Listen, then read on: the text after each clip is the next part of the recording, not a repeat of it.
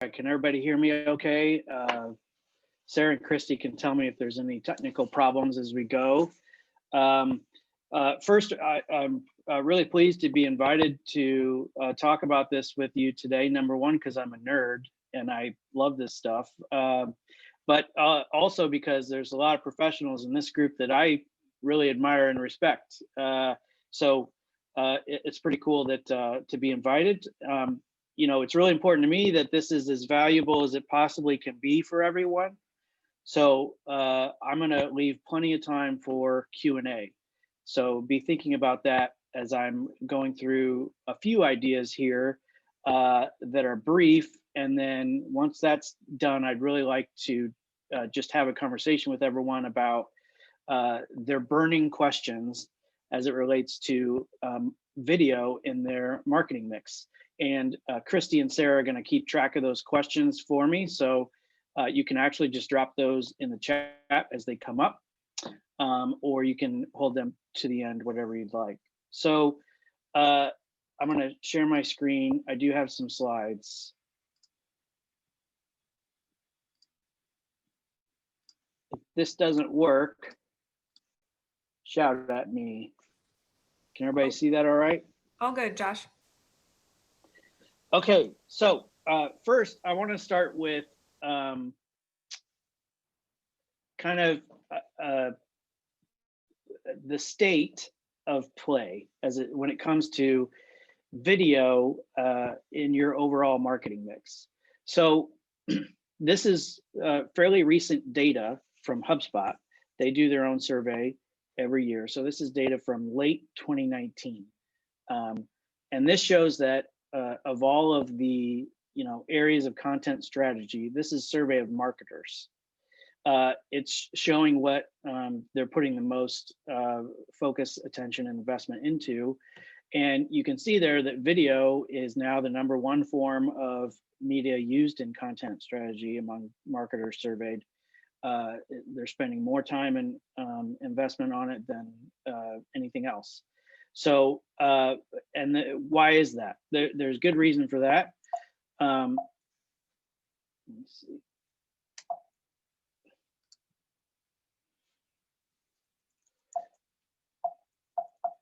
Sorry, trying to get, there we go.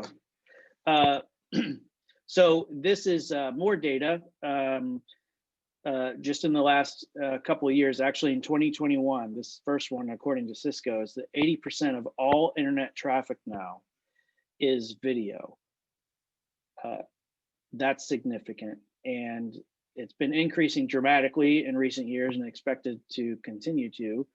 The average visitor to a website spends 88% more time on websites that have video offered.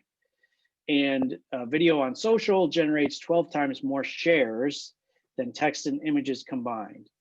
I like to focus on shares when we talk about engagement, because as marketers, that's really the holy grail. What we want is our content to be shared, because that's going to be exponential eyeballs, attention, awareness on our efforts. So if we're playing an attention game, which we are, this should demonstrate to all of us why video is something we all really need to think about. The bottom line is marketers who use video effectively build brand affinity much faster than those who don't. Data shows that marketers who use video grow twice as fast as those who don't from a revenue perspective. So they've tied the prevalence of video in their marketing mix to revenue results. That's significant to think about as marketers as well. So the title of this talk is Effective Video, right? So video is not video is not video. We want to make sure all of the content we're creating, no matter what it is effective. So begs the question, what is effective video? And we think about effective video in 4 ways. First, effective video is targeted. And more on what I mean by that in a second. Effective video is brief.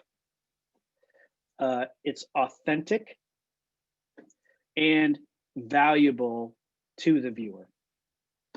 The last one's probably most important. Again, we'll break this down a little bit.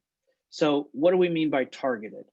Well, just like any other marketing message, the most effective messages are going to be designed for a specific audience. And the more specific we can make that message, the more effective that message is going to be. Messages, marketing messages designed for everyone tend to be weaker because they're not, speaking directly to a very specific person. And then when we have that audience in mind, what do you want them to hear? What's your message? How do you want them to feel when it's over? Do you want them to be moved? We want them to be moved emotionally. That could be laughing, crying, what have you, but we want to have a clear idea of what our goal is there. And then what do you want them to do next, right? Call to action. So this is, these are marketing principles, but just a reminder, hey, they apply to video as well. Brief. This is also based on data for organic social media posts. The best performing video posts are 2 minutes or less. Viewership just drops off a cliff after 2 minutes. Now, of course, there's always outliers, exceptions to this rule. But when we're working with clients, we really, really encourage them, if their primary use for whatever we're creating is organic social media posts, we really want to keep those 2 minutes or less. Because we want viewers to watch the video, first of all, and we want them to watch it all the way through. Now, I don't know any of you out there if you've ever done this. I know I have, but maybe you see a video you want to watch somewhere on the internet. You might even hover over the play bar to see how long it is to decide before you commit to it, right? So if I hover over that play bar and it says 7 minutes, oof, I might move on. Whereas if it's 2 minutes or less, I'll be like, okay, I'll give this a shot. I think we've all had that experience. So that's the idea there. For websites and landing pages, we think about that just a little bit differently, because we assume if someone is on your website, it means they've searched you out. They are interested in learning more about you, your business, your cause, your services, your products, whatever it may be. The reason they're on your website is because they want to know more. So we can get away with a little bit longer length. But notice it says 3 to 4 minutes, not 5 to 7 minutes, because even on websites, we want to keep videos brief. That doesn't mean we can't tackle complex or complicated messages. It just means we might do it in bite-sized chunks. A picture I like to paint of this is the difference between a bowl of regular-sized Snickers bars and a bowl of bite-sized Snickers bars. And for me, I have a pretty severe sweet tooth. So how many candy bars am I liable to eat if the bowl is full of bite-sized Snickers as opposed to full-size Snickers?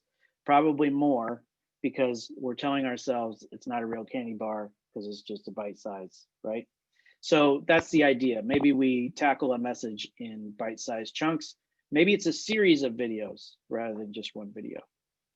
And then for paid placement. So in this category, I'm putting digital ads that you might put on social media to put some money behind. If you're investing in YouTube pre-roll ads, those kinds of things, then 60 seconds or less for those, for sure. 30 seconds is probably ideal. So this is important to think about when you're coaching others in your organization, because what we've always found is that people always care and are far more interested in what they're doing than other people are. It's just a kind of a fact. So someone might come to you and say, hey, I've got this project I really want to cover on social media, and it's super awesome, and I want to make like a 20-minute motion picture about this thing because it's so awesome. The hard reality is that no one cares as much as that person, and no one's going to watch a 20-minute film about it, but they might watch a 3-minute film about it. So it's important to prioritize the message, really think about what is the most important part of it. Effective video is authentic. What do I mean by that? This is a word people use a lot. Here's what we mean. Traditional production techniques like scripting, narration, use of actors, an on-camera host, those are all, they don't work on the internet. The internet is not television. We all own the internet in the sense that we're curating our own experience constantly. And as soon as I see a video on the internet that's using narration or obvious actors or something like that, you're trying to turn the internet into television for me, which is annoying. And I'm going to associate that with your brand. Or two, I'm just not going to trust your message as much because it's not a real person. So what we mean by authentic is that it features real people speaking in their own words, whether that's representatives of your organization, whether that's customers of yours, whether that's donors or supporters of your organization and cause. Videos that are authentic feature real people speaking their own words. Here's what it doesn't mean, because I see sometimes people confuse authentic with no preparation or rehearsal. We're just gonna wing it. That's not what we mean. There is still plenty of room for preparation and rehearsal. In fact, we really recommend it. There's no reason, especially like if you're doing a live video, there's no reason why you can't rehearse that, you know? Maybe shut the door to your office so people don't think you're doing weird stuff, but like, go ahead and rehearse it a couple times and see how it feels. You should be familiar with the material before you record. So authentic does not mean no prep or no rehearsal. It also doesn't mean that the content or aesthetic is not consistent with your brand. So if your brand is more of a professional service brand, like a healthcare organization, the content or aesthetic of your video should be a good ambassador of that brand. So just handing someone an iPhone video, making a clumsy iPhone video without much thought to represent a professional brand like that wouldn't be consistent with the content or aesthetic. So that's important to think about. It also doesn't mean that video is amateur. And that's sort of another way of saying, making that same point. Lastly, effective video is valuable. So what do we mean by valuable to the viewer? First, it speaks directly to the targeted viewer's conflict, the conflict they're experiencing in their lives that your product, service, cause, whatever it is, solves for them or helps solve. So say you're making a 2-minute video, okay? It should begin, you should start every video with the problem. Start with the problem. A lot of people struggle to put together effective social media marketing. They're not sure where to start. It feels like they're just throwing everything at the wall. How do they be strategic about it? And that's what we at Storyteller here try to help clients with. So in that brief little sentence, elevator pitch, what have you, I started with the problem, right? Start with your targeted viewer's conflict and speak directly to that. What you're saying in the first 10, 20 seconds of your video is, I get you. I know where you're at and I can help you. That's really important. People think they need flashy graphics or like interesting visuals to hook people. That's not what you need. I mean, maybe it helps, but really what you need is an emotional appeal. You need the viewer to be able to go, oh, they're talking to me specifically, and they understand me. Now I'm going to listen to what they have to say. That's super important. Valuable videos teach people stuff they didn't know before. They show them stuff they don't usually get to see. If it's a product you're making, you know, maybe a video shows people how it's made, or it shows people talking about the process. People like these kinds of videos. They're valuable to them. Also, maybe they could entertain them in a way that is surprising. So if you contrast some of these principles with, say, a traditional television commercial, right? a traditional television commercial is really just doing bullet one. They're not necessarily teaching people anything. They're not necessarily showing them something they don't usually get to see, right? So that's a way that we want to think about online video marketing differently than television. Also, quality matters. This gets at now I'm going to talk about making video with your phones. You can still make quality video with your phone. So I'm not talking about don't make any iPhone video. What I'm talking about is try to avoid making video without thought. And we'll get into some of the stuff that that I recommend you think about. But the bottom line is you're representing your brand. So quality matters. Data shows that 62%, so just over 6 out of 10 people, develop a negative impression of a brand that posts poor quality or amateur video. So you can actually do damage to your brand if we're not careful and thoughtful and strategic about this stuff. So that doesn't mean you have to go spend thousands of dollars on a fancy camera and all of that, but it just means we want to be thoughtful and strategic about things. So I can hear your excuses, right?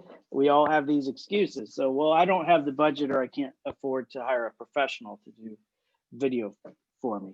That may be true, but also search your hearts, because sometimes maybe what we're talking about is not, money doesn't grow on trees, especially this past year. We know budgets are smaller than they have been. But maybe it's a matter of how you're prioritizing that budget. And I'll give you an example. If you have it in your budget and it's automatic in your budget to spend $3 a month, $3,000 a month on a billboard, you can afford video. You're just prioritizing the billboard over video, right? So what you want to do is be strategic about your budget money. Really ask yourself, can we or can't we? What else are we spending money on that might not be as effective? Now, you may not have the budget at all, and hopefully I'm going to try to prove to you in the next few minutes that you can do it without much investment at all. I don't have or know how to use a fancy camera. Again, a lot of us have a fancy camera in our pockets if we know some basic principles about creating a high quality image with that. I don't have or know how to use fancy editing software. There's a ton of apps now on your phone you can use to edit video with. Again, maybe it's just a matter of being more familiar with the principles behind that stuff, which I'm going to get into now. So what are the technical ingredients of effective video? And I want us to think about this in five ingredients, okay? In no particular order: light, sound, composition, that's framing, movement of the camera, movement of subjects that are being filmed, and then depth. And we'll talk about depth in a couple different ways. But first, I used to teach college level photography class when I was younger, and these were like a lot of art students, and it was a lot of times it was their first photography class. And I would always start the first class we ever had. I said, look, this craft of photography is not about the camera. It's not about the lenses. What it is entirely about light. All a camera is a box that captures light and reflections of light. So that's how we want to think about that phone in your pocket, is a box to capture light. So we want to be constantly asking questions about the light, the quality of the light, the direction of the light, all that kind of stuff. It's really the first question you should ask yourself. There's 4 ways that we think about light. One is the color of the light, and I'll show you what I mean in a second. One is, of course, the intensity. Is it bright, Is it dim? The size of a light source. So a lamp in the corner or a huge picture window. That's a difference in size. And then shape. And really what we mean by shape is direction and that kind of thing. So first, in talking about color, I love this picture as an illustration of color temperature. Now, here's some nerdy stuff you can use to impress people at parties if you want, but color temperature is measured in degrees Kelvin, if everybody remembers their high school chemistry. So all the way on the left, we have light that appears to us as warm light, very warm light. However, on the Kelvin scale, it's cool, so it's 1,000 degrees Kelvin.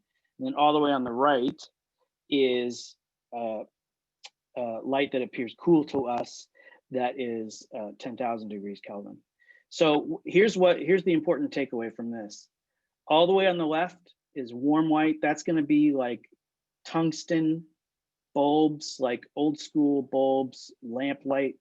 It tends to be dimmer, but it also looks very warm to the eye, which can be pleasing.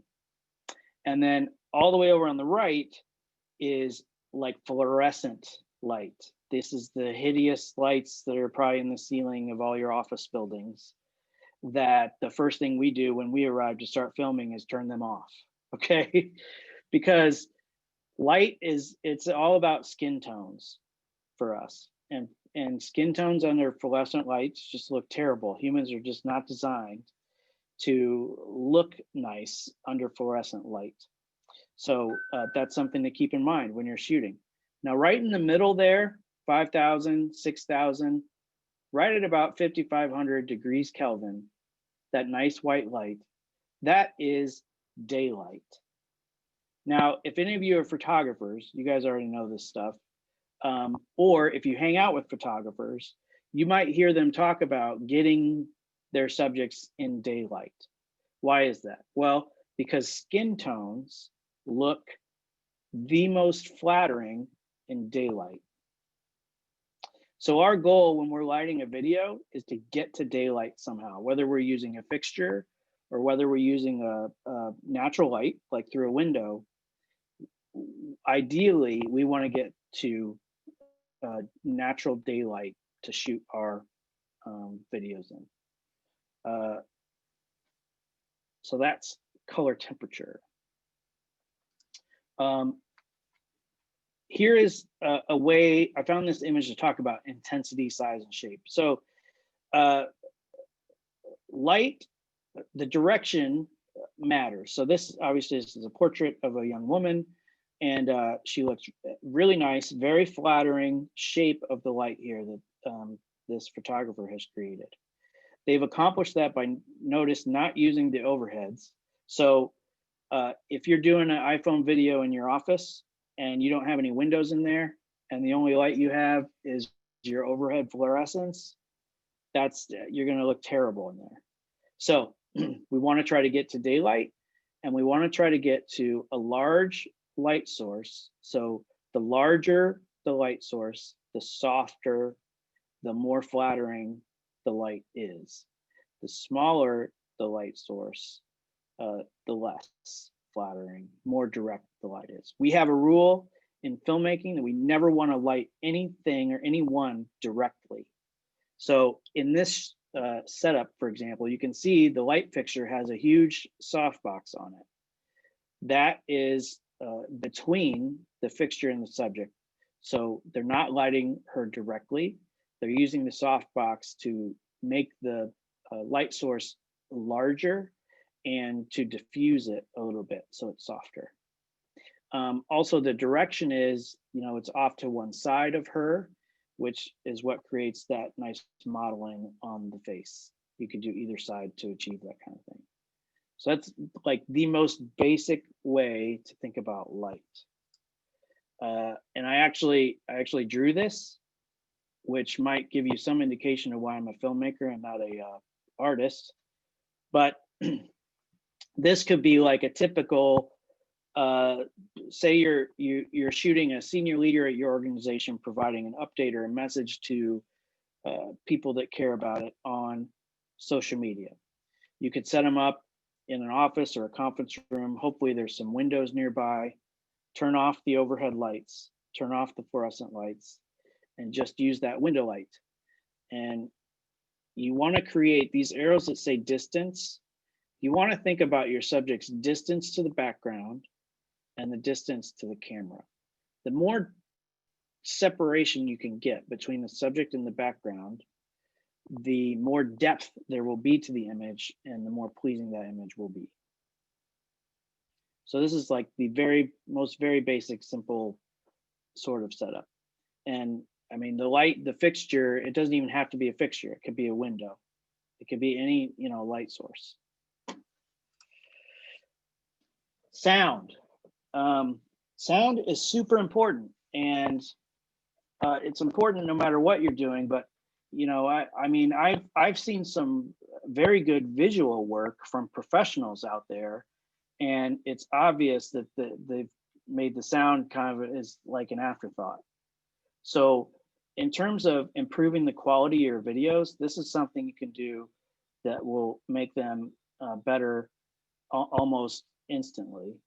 And what I've done is I've grabbed a couple pictures of the kinds of microphones you can. Now these are all available for less than $100, like on Amazon.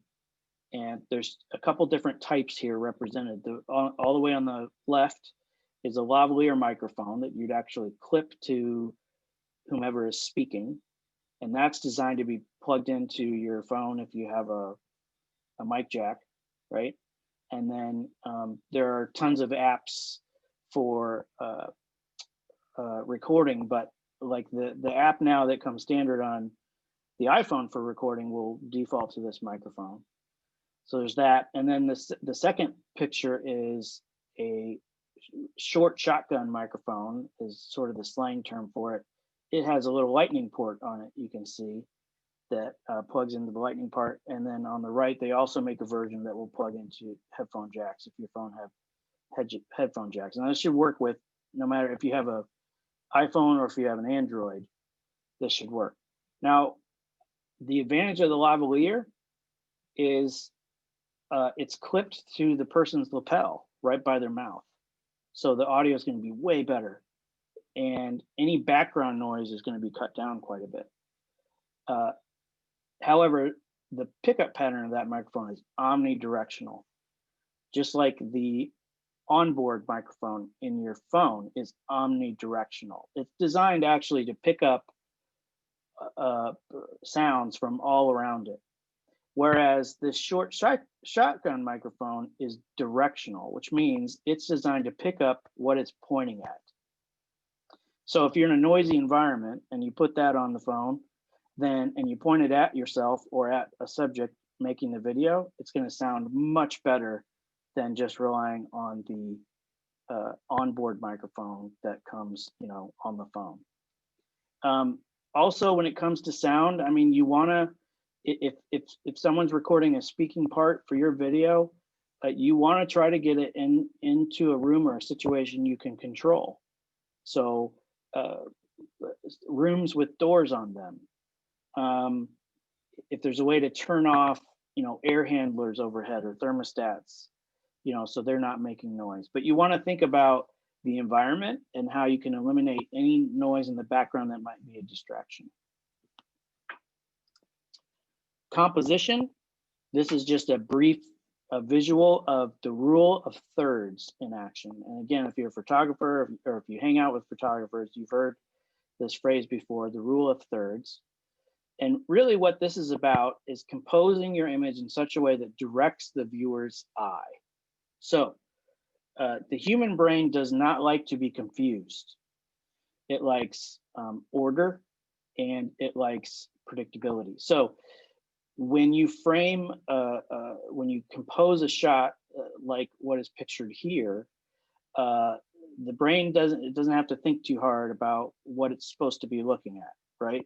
So the viewer's eye is naturally going to be drawn to, if you divide the frame into thirds, where these lines intersect is the natural places that, they call them point of interest. So they're the natural places that the viewer's eye will go. So on the left, I tried to grab an image that might represent like a typical direct eye contact kind of social media video where you're talking directly to the camera. And you can see that's composed so that her eyeballs are right on that top line. And there's also a lot of depth in this image because she's outside and a great distance away from her background. It's sort of like an infinity background. So a very pleasing image there. And they've composed it so that she's right in the middle of the frame. So it's very obvious where we're supposed to be looking and that kind of thing. And then on the right is a screen grab from like the greatest television show ever created. You probably recognize Jim Halper there, but notice this is more of an interview style setup. So he's talking to someone that's just off camera, and you can see they have it composed so that his face, his eyes are right over that point of interest on the upper right quadrant. And then really important, he's looking off camera to our left as the viewer, right? And so he's framed up on the right side of the image. And all of this space out to the left of the frame here is we call look space. So it's very natural if you have someone that's being interviewed to frame them up on the opposite side of the frame that the interviewer is sitting at on the camera. So if the interviewer is camera left, you want to try to frame it up so that your subject is camera right, frame right. So, and they have that look space. Sometimes we'll see interview setups like this where they're on the same side. So you can imagine Jim in the shot looking camera right, then there would be all this wasted space, or at least it feels wasted on the left side of the frame. Here's the rule of thirds as applied to more like action kind of shots, which we'll talk about in important, which are also important if you can swing it.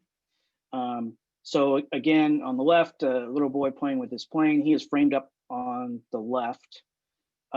So it's directing the viewer's eye that way.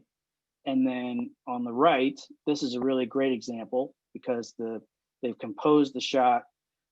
So the cyclist is on the right side of the frame, and it's an action shot. He's heading down this hill, and so they've put some white space or a look space out to the left of him. So it gives that feeling of action, like it's moving.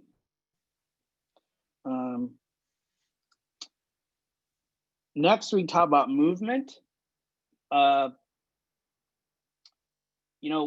Video is a visual medium.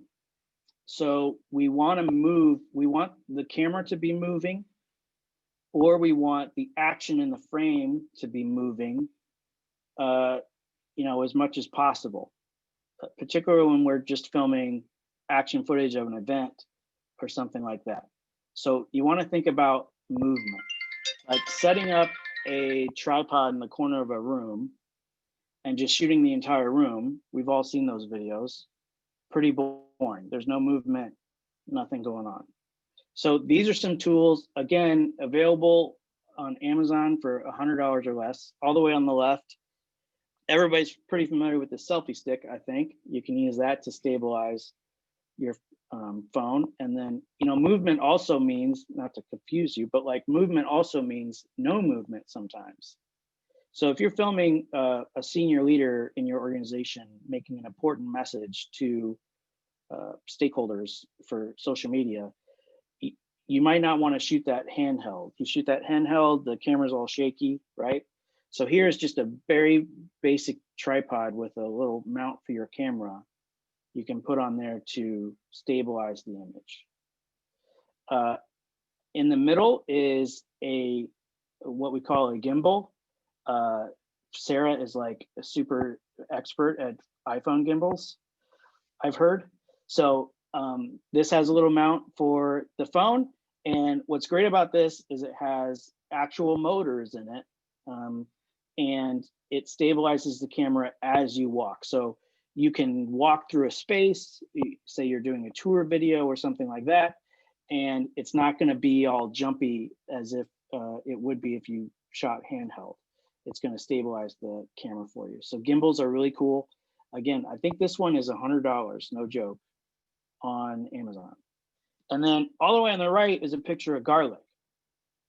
You're like, why is there a picture of garlic? Here's why. When it comes to movement, a little goes a long way. It's like garlic. Now, some people really, really love garlic and don't mind a lot of it, but generally, I think chefs tend to use garlic sparingly, right? For flavor. A little goes a long way. Movement's the same thing.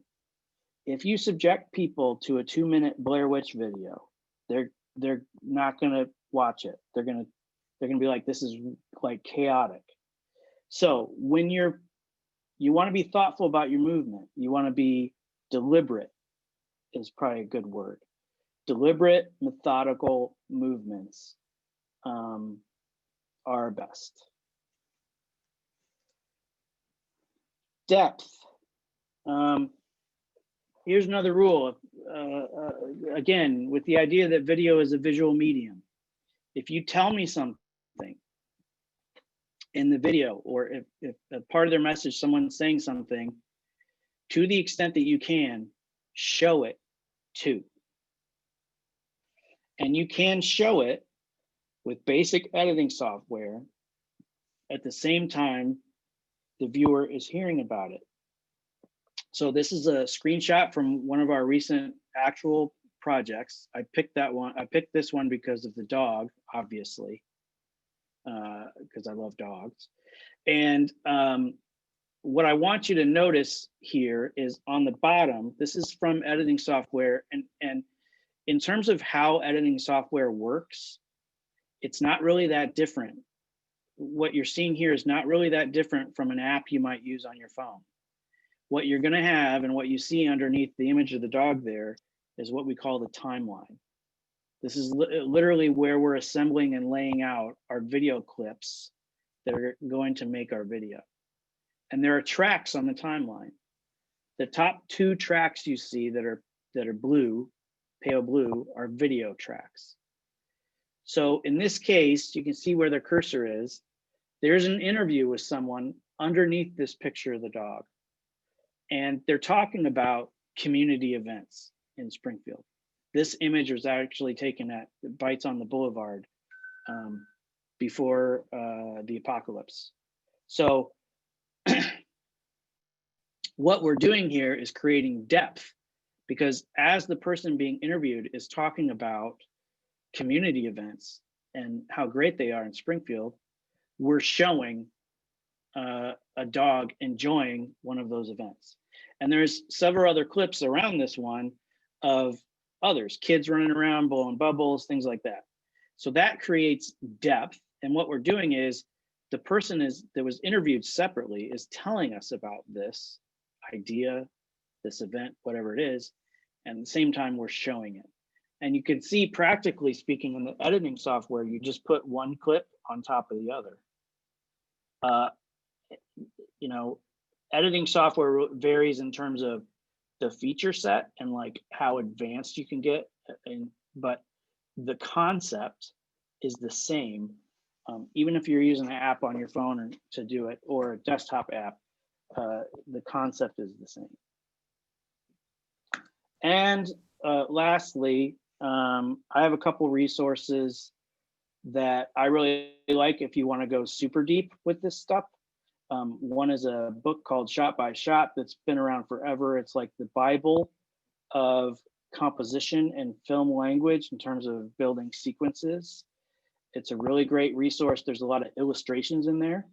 So if you like to read books with pictures, like those of us that grew up in Central Illinois, then that's great for you. Also, the other one on the right is called In the Blink of an Eye. It's a famous book by Walter Murch, who is an Oscar-winning editor.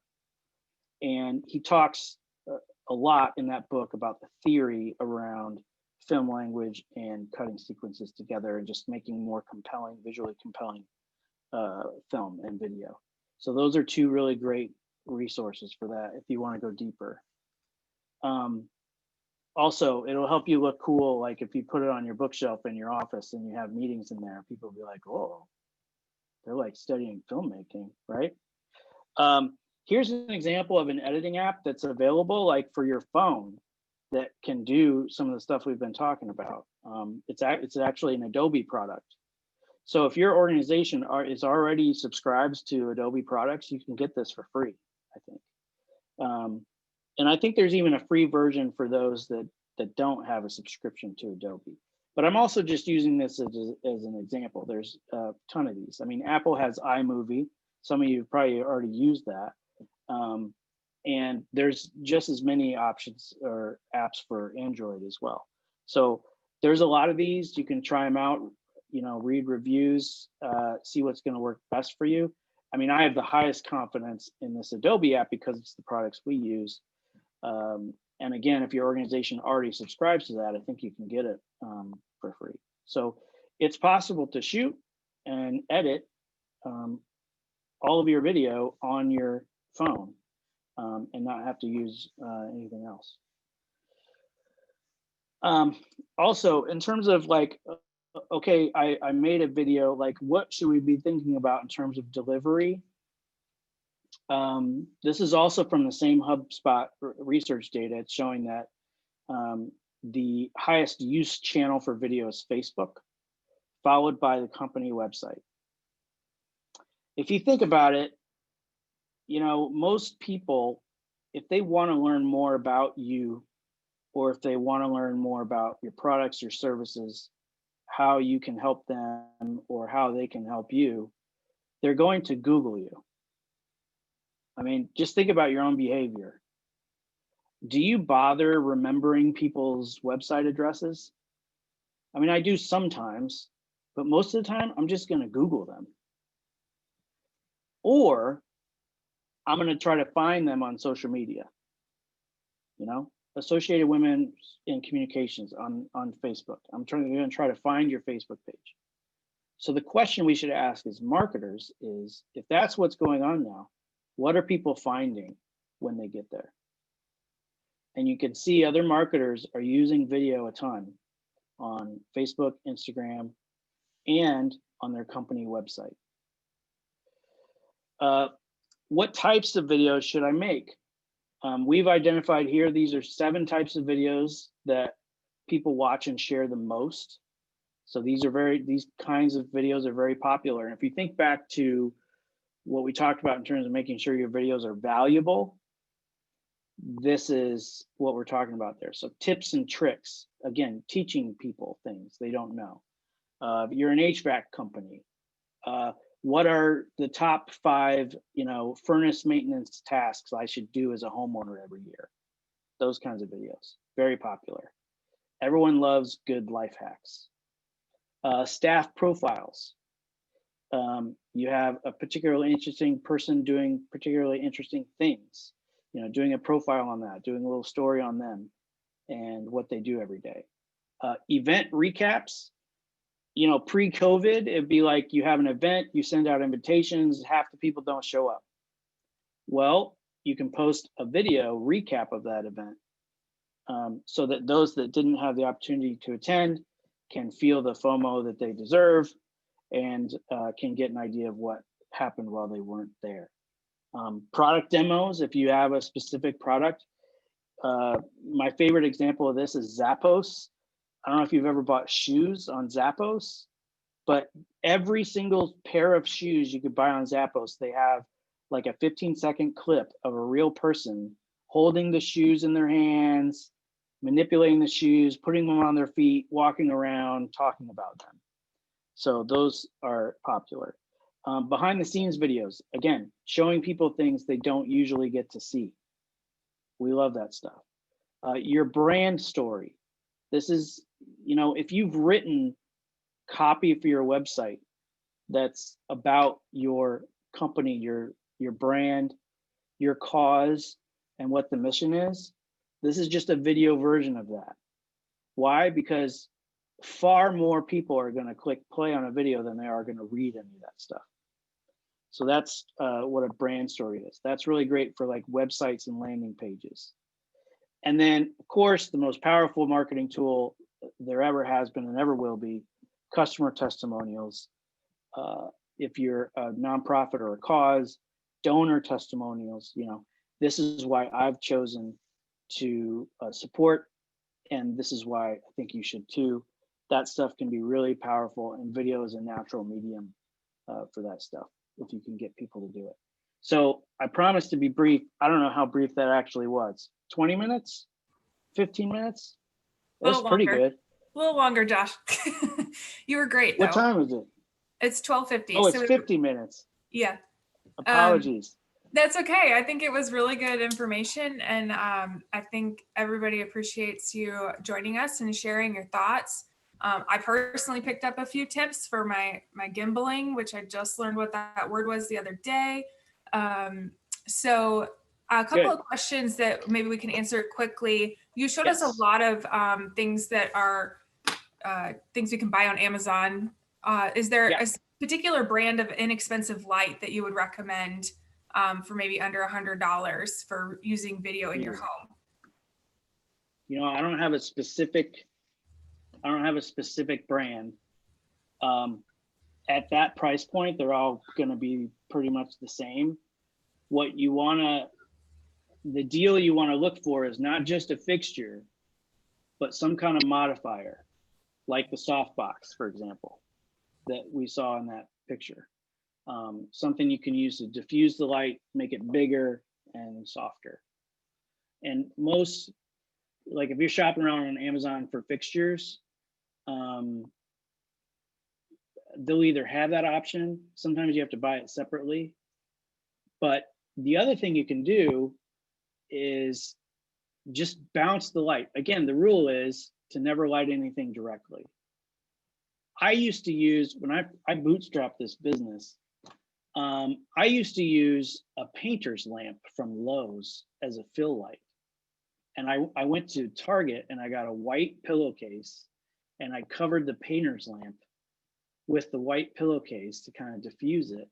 And it made a really nice fill light, I mean, I wouldn't use it as a key light, but it was nice for a fill light. So you can go to Hobby Lobby and get big white poster board and then point the light into that poster board and bounce it at your subject.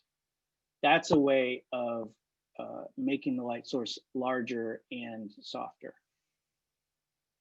Okay, this is great. I'm going to keep asking questions, and I'm actually going to launch a poll while we're doing this so people can give us a little bit of feedback on your presentation and then just AWC in general. So I'm going to launch that now. But Josh, we have a couple more questions if you have a few more minutes. Related to buying products, is there somewhere locally that we can buy this versus Amazon? Do you know of any local stores that sell light kits and that kind of stuff? Sadly, no. We used to have one recently in that Creve Coeur place that was over in Parkway Point. They closed last year. That was kind of the last place I think that you could get it local. I'm not aware of anywhere locally. I mean, we have to order all our stuff from New York. So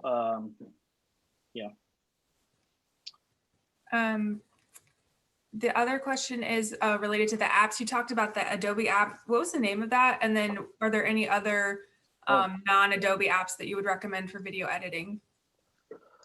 iMovie is fine if you have an iPhone. You're still sharing your screen, Josh, just so you know.